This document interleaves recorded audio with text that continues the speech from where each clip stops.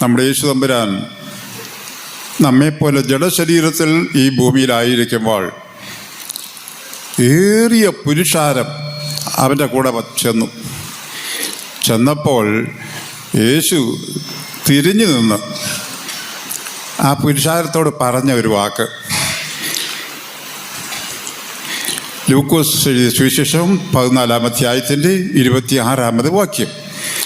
എൻ്റെ അടുക്കൽ വരികയും അപ്പനെയും അമ്മയെയും ഭാര്യയെയും മക്കളെയും സഹോദരങ്ങളെയും സഹോദരികളെയും സ്വന്തം ജീവനെയും കൂടെ പകയ്ക്കാതിരിക്കുകയും ചെയ്യുന്നവന്. അവിടെ മറ്റൊരു കാര്യം കൂടെ എഴുതിയിട്ടുണ്ട്, നിലങ്ങളെയും പുരയിടങ്ങളെയും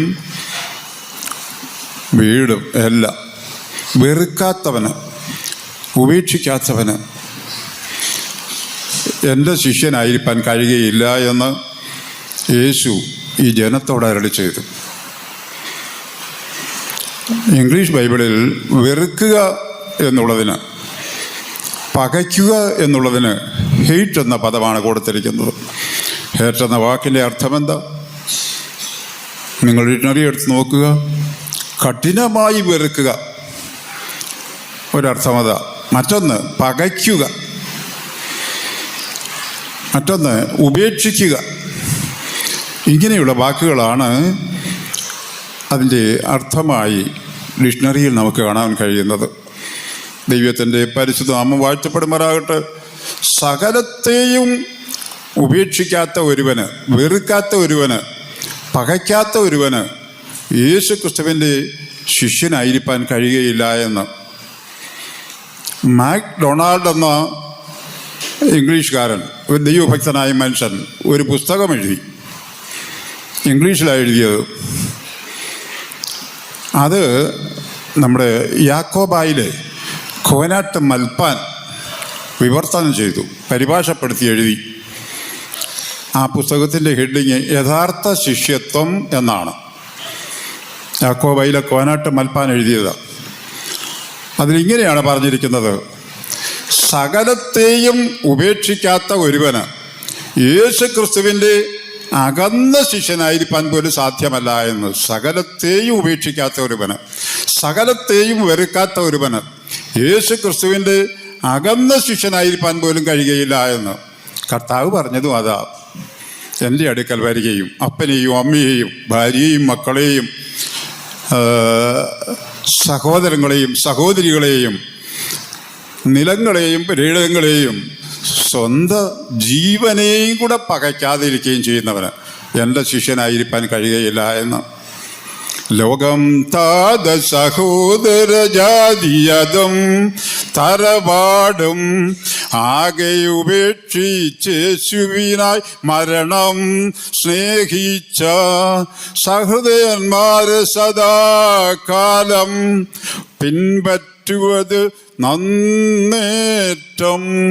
പിൻപറ്റുന്നത് നന്നേറ്റം. യാക്കോബായിൽ അത് ഒരു പാടുന്ന ഒരു ശ്ലോകമായത്. സകലത്തെയും ഉപേക്ഷിക്കാത്ത ഒരുവന്. അതെ, ഇപ്പം ആ പാട്ടൊന്ന് തിരുത്തി എഴുതിയിട്ടുണ്ട്. അത് അവരെ പിൻപറ്റണമെന്നല്ല എഴുതിയിരിക്കുന്നത്. പിന്നെ ഇപ്പോൾ പാടുന്നത് അവരെ സ്മരണം ചെയ്തത് നന്നേറ്റം. അവരെ ഓർത്താൽ മതിയെന്ന്, വിടണമെന്നൊന്നുമില്ല, ഓർത്താൽ മതിയെന്നാണ് എഴുതി ഇപ്പം പാടുന്നത്. ദൈവത്തിൻ്റെ പരിശുദ്ധനാമം വാഴ്ത്തപ്പെടുമാറാകട്ടെ. 1956 എൻ്റെ പിതാവിന്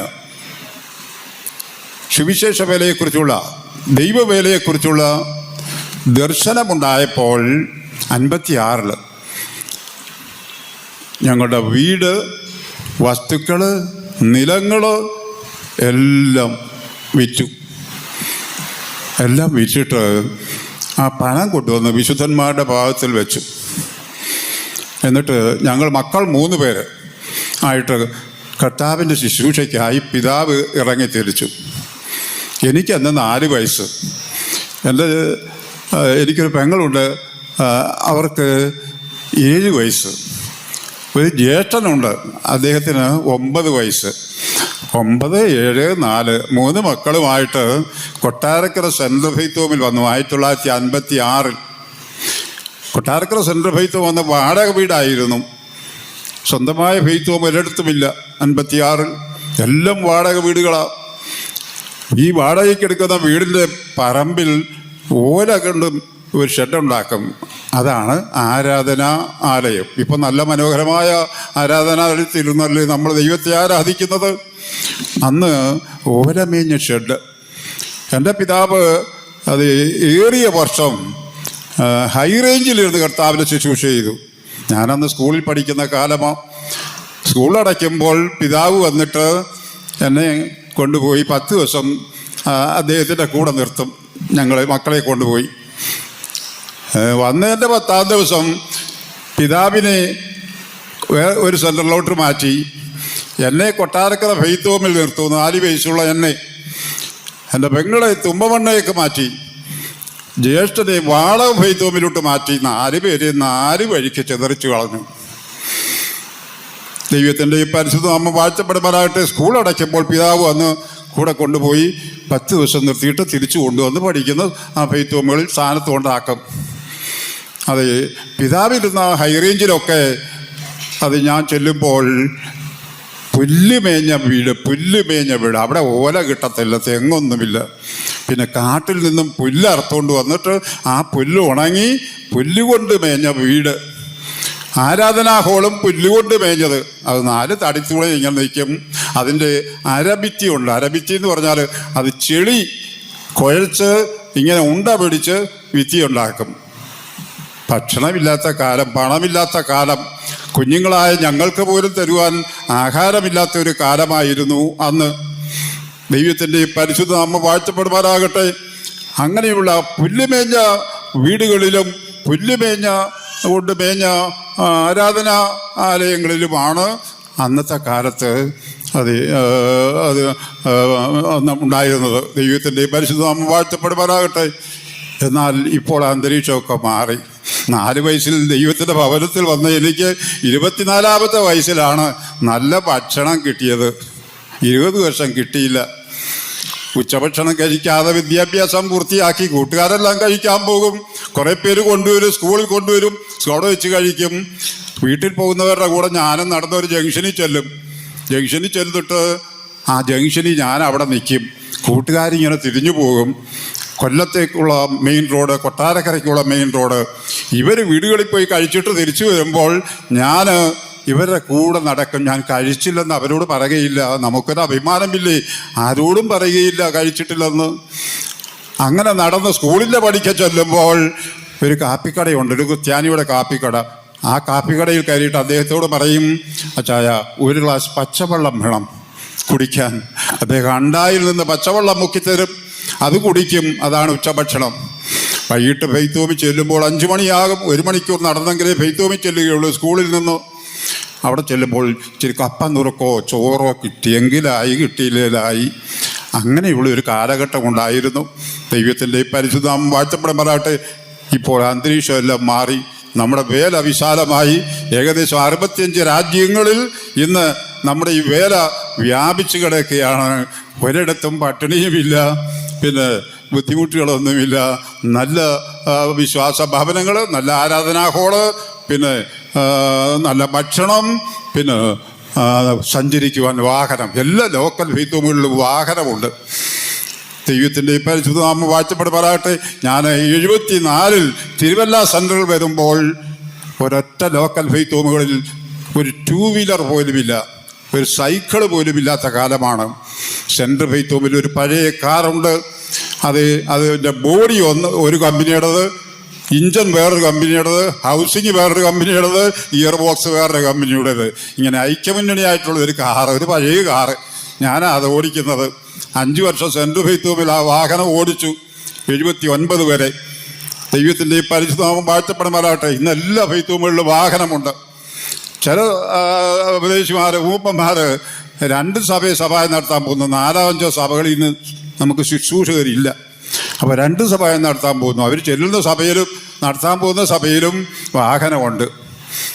4 വീലറുണ്ട്, 2 വീലറും ഉണ്ട്, എല്ലാവർക്കും ഉണ്ട്. അങ്ങനെ പക്ഷെ ഇറങ്ങി വരാൻ ആളില്ല. ഈ 33 ബ്രാഞ്ച് സഭയുള്ള തിരുവല്ല സെൻട്രൽ ഈ ഒരു ഒറ്റ കുട്ടി ഫ്രീഡ മാത്രമുണ്ട് സുവിശേഷ വേലയ്ക്ക് ഈ വർഷം വരാൻ പുരുഷപ്രജയൊന്നുമില്ല. ദൈവത്തിൻ്റെ പരിശുദ്ധനാമം വാഴ്ത്തപ്പെടുവാനായിട്ട് ഇത്രയും സൗകര്യങ്ങളൊക്കെ ഉണ്ടായിട്ടും കർത്താവിൻ്റെ വേലയ്ക്കായിട്ട് മുൻപോട്ട് വരാൻ അത് താല്പര്യപ്പെടുന്നവർ തുലവും ചുരുക്കമാണ്. ദൈവത്തിൻ്റെ പരിശുദ്ധനാമം വാഴ്ത്തപ്പെടുവാനായിട്ട് അത് കർത്താവിൻ്റെ ശുശ്രൂഷയ്ക്കായി ഈ പ്രിയപ്പെട്ട മകളെ കർത്താവ് വിളിച്ച് വേർതിരിച്ചു. അത് വീട്ടിലെ ഇളയ മകളാണ്. അവിടെ കല്യാണം കഴിച്ചുവിടുമായിരുന്നു, കുടുംബമായിട്ട് അവർക്ക് ജീവിക്കാമായിരുന്നു. എന്നാൽ സകലത്തെയും ഉപേക്ഷിച്ച് പ്രതിഷ്ഠിക്കപ്പെട്ട ഒരു വിശുദ്ധ ജീവിതം ചെയ്യുവാനായിട്ട് സിയോനെക്കുറിച്ചുള്ള ദർശനമുണ്ടായപ്പോൾ, സിയോനെക്കുറിച്ചുള്ള വെളിപ്പാട് ദൈവം കൊടുത്തപ്പോൾ തൻ്റെ പിതാവിനെയും ചാർച്ചക്കാരെയും സ്വന്തം ഭവനത്തെയും ദേശത്തെയും എല്ലാം വിട്ട് കർത്താവിൻ്റെ പിന്നാലെ ഇറങ്ങി പുറപ്പെടുവാൻ അത് തയ്യാറായി വന്നിരിക്കുകയാണ്. ദൈവത്തിൻ്റെ പരിശുദ്ധനാമം വാഴ്ത്തപ്പെടുമാറാകട്ടെ. ഇന്ന് ഈ യോഗം നടത്തി ഇവിടെ നിന്ന് യാത്ര അയച്ച് തിരുവല്ലയിൽ ചെന്ന് നാളെ വൈകിട്ട് മദ്രാസ്, ചെന്നൈ, ഇരുമ്പുലിയൂർ സഭയുടെ ഹെഡ്ക്വാർട്ടേഴ്സിലേക്ക് ട്രെയിനിങ് സെൻറ്ററിലേക്ക് പോവുകയാണ്. 2 വർഷം ട്രെയിനിങ് ഉണ്ട്. ആ ട്രെയിനിങ് അത് ഭംഗിയായി കംപ്ലീറ്റ് ചെയ്ത് കർത്താവിൻ്റെ വേലയിൽ അനുഗ്രഹിക്കപ്പെട്ടവരായി കാണപ്പെടണം. അതിനുവേണ്ടി നാം എല്ലാവരും കൂടെ ചേർന്ന് പ്രാർത്ഥിച്ച് അയക്കുകയാണ്. ഇത് പാലം വലിക്കൽ ശുശ്രൂഷ, തമിഴ്നാട്ടിൽ പറയും പാലം വലിക്കൽ ശുശ്രൂഷ എന്ന് പറയും. ഒരു പാലം ഇട്ടിരുന്നത് ഇവിടുന്ന് അക്കരയ്ക്ക് പോകാൻ വേണ്ടിയാണ്. അതെ, ആ പാലം ഇനി വലിച്ചു കഴിഞ്ഞാൽ പിന്നെ അക്കരയ്ക്ക് പോകുന്നത് എങ്ങനെയാ? ഇപ്പോൾ ഇവിടുന്ന് പോവുക, പാലം വലിച്ചു പോവുക, ഇനി തിരിച്ചിങ്ങോട്ട് വരാൻ പാലമില്ല കേട്ടോ. തമിഴ്നാട്ടിൽ പറയുന്ന പാലം വലിക്കൽ ശുശ്രൂഷ ചെയ്ത നിങ്ങൾ കേട്ടിട്ടുണ്ടോ? ഉണ്ടോ? പാലം വലിക്കുക. അതെ, എന്ന് വെച്ചാൽ കർത്താവ് പറഞ്ഞു, കലപ്പയ്ക്ക് കൈവച്ച ശേഷം പിറകോട്ട് നോക്കുന്നവൻ ദൈവരാജ്യത്തിന് കൊള്ളാകുന്നവനല്ല എന്ന് പറഞ്ഞു. അതെ, കർത്താവിൻ്റെ ശുശ്രൂഷയ്ക്കായി അത് കർത്താവ് വിളിച്ച് വേർതിരിച്ചു. കർത്താവിൻ്റെ പിന്നാലെ ഇറങ്ങി പുറപ്പെടുക. കർത്താവ് ഈ ഭൂമിയിലായിരിക്കുമ്പോൾ ഗലീല കടപ്പുറത്തൂടെ നടക്കുമ്പോൾ ചില വ്യക്തികളെ കണ്ടു. പത്രോസ്, യോഹന്നാൻ, യാക്കോബ്, അന്ത്രയോസ്, ഇവരെയൊക്കെ കണ്ടപ്പോൾ അവരോട് പറഞ്ഞു, നിങ്ങൾ എൻ്റെ പിന്നാലെ വരിക എന്ന് പറഞ്ഞു. കർത്താവ് വിളിച്ചവരെ, അവർ മുക്കുവന്മാരാ, കടലിൽ നിന്ന് മീൻ പിടിച്ച് ഉപജീവനം കഴിക്കുന്നവർ. പടകും വലയും മാത്രമാണ് അവർക്കുള്ളത്. പിന്നെ കടൽത്തീരത്ത് ചെറിയ കുടിലും കാണും, അത്രയേ ഉള്ളൂ അവർക്ക്. പാവപ്പെട്ട മനുഷ്യരായിരുന്നു, അത് അവർ ദരിദ്രരായിരുന്നു എന്ന് തിരുവെഴുത്ത് പറയുന്നു. അങ്ങനെയുള്ള വ്യക്തികളെ കണ്ടപ്പോൾ കർത്താവ് പറഞ്ഞു, എൻ്റെ പിന്നാലെ വരാൻ പറഞ്ഞു. അവർ പടകും വലയും ഉപേക്ഷിച്ചു. ആർക്കും കൂടെ അവർക്കുള്ളത് അതേ ഉള്ളൂ. അത് ഉപേക്ഷിച്ചിട്ട് കർത്താവിൻ്റെ പിന്നാലെ പോയി. അവർ കർത്താവിൻ്റെ ശിഷ്യന്മാരായി. അത് കർത്താവ് ഏൽപ്പിച്ച ശുശ്രൂഷ ചെയ്തതായി തിരുവെഴുത്തിൽ കൂടെ നമുക്ക് മനസ്സിലാക്കുവാൻ കഴിയും. ദൈവത്തിൻ്റെ പരിശുദ്ധനാമം വാഴ്ത്തപ്പെടുമാറാകട്ടെ. ഇപ്പോൾ നാം കേട്ടതുപോലെ, എനിക്ക് ശുശ്രൂഷ ചെയ്യുന്നവൻ എന്നെ അനുഗമിക്കട്ടെ, ഞാനിരിക്കുന്നിടത്ത് എൻ്റെ ശുശ്രൂഷക്കാരും ഇരിക്കും. അത് ശുശ്രൂഷ ചെയ്യുവാൻ ഒരുവൻ ആഗ്രഹിച്ചാൽ, ദൈവവിളി ഉണ്ടായാൽ അവൻ കർത്താവിനെ അനുഗമിക്കണം, കർത്താവിനെ പിൻപറ്റണമെന്ന് അത് തിരുവെഴുത്ത് നമ്മെ ഓർപ്പിക്കുന്നു. ഈ പ്രിയപ്പെട്ട മകളെ കർത്താവ് അത് ധാരാളം കൃപ കൊടുത്ത്